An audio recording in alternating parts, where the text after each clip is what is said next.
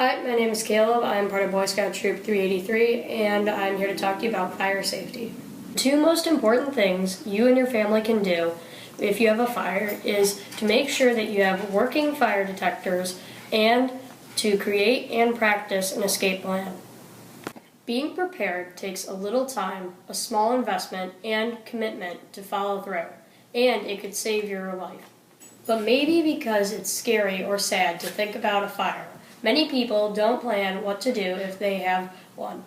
The National Fire Protection Association has learned that only 1/3 of American families say they've developed and practiced an escape plan, and that 2/3 of deaths from a house fire happen in homes without a working smoke detector.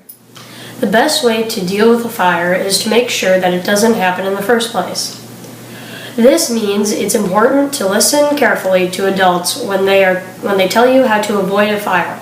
And besides, most things that cause fires are not things that you should be handling anyway.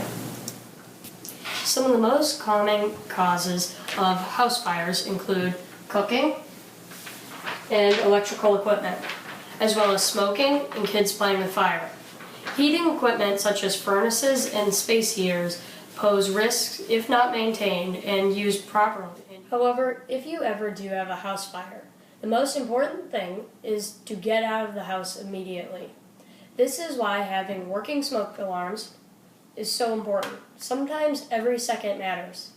Did you know that you should have at least one smoke alarm on each level of your house? Additionally, smoke alarms near the furnace, the kitchen, and the area where family sleeps are important. Once you have made sure that you have as many smoke alarms as you need, you should check that all the alarms that you have work. Press the test button like this. If the alarms don't go off the first time you try them, try replacing the batteries. After you have tested all of your alarms, go out with your parents and buy what you need to make sure you are home safe. Hardware stores carry smoke alarms and anything else you would need. If you can, get alarms with 10-year batteries as they are easier to maintain. And if your old smoke detectors are 10 years old, just replace them. They aren't dependable longer than that. Carbon monoxide alarms are also important to keep your family safe. Carbon monoxide is a clear, odorless gas created when fuel burns incompletely. In the home, heating or cooking equipment would be the source. Carbon monoxide doesn't start a fire, but it makes you sick. It can give you a headache, an upset stomach, and too much can kill you. Carbon monoxide detectors need to be replaced every 7 years, so be sure to check the dates on any you already have. Alarms should be installed outside sleeping areas and on every level of the home. Many models plug into an outlet, so anyone can install them. I see the date on this one is December 28th, 2009, so it's still good. You'll also want to be sure to have some fully charged fire extinguishers in your house. Important areas including the kitchen, garage, laundry area, and near the mechanicals in your basement. Fire extinguishers aren't toys, and if you have a small fire, hopefully an adult would be right there to use it. It's important that you know where the fire extinguishers in your house are, because if your parents are away, then you will be able to tell your babysitter or grandparents just where they are. The instructions on this fire extinguisher are pull the pin, like so, and squeeze the trigger. It's important to remember that if there is a fire on your stove that involves any grease or cooking fat, you should never throw water on the flames. This will actually cause a huge explosion.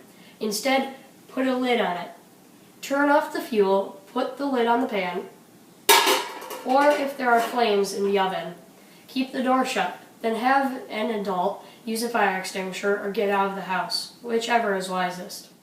But what do you do if the smoke alarms go off and you don't know where the fire is?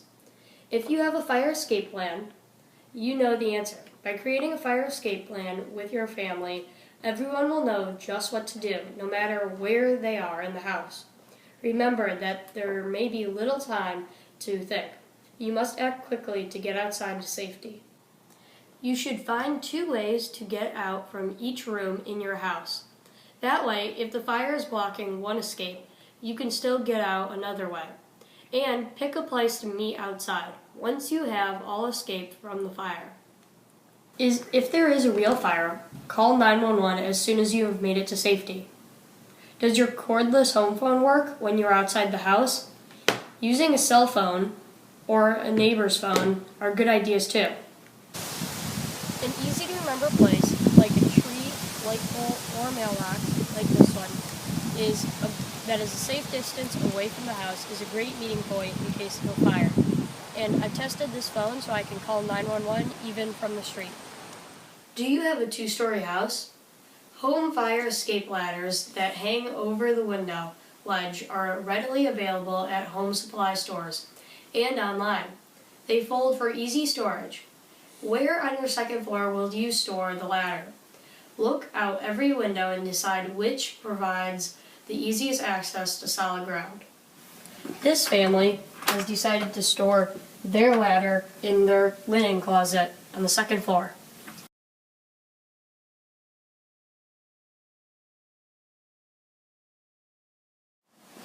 This is a good window to escape from because there's solid ground underneath. So I've raised the blind, I've taken out the screen, and opened the window.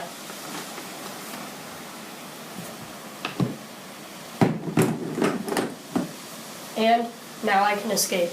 This is how the ladder works.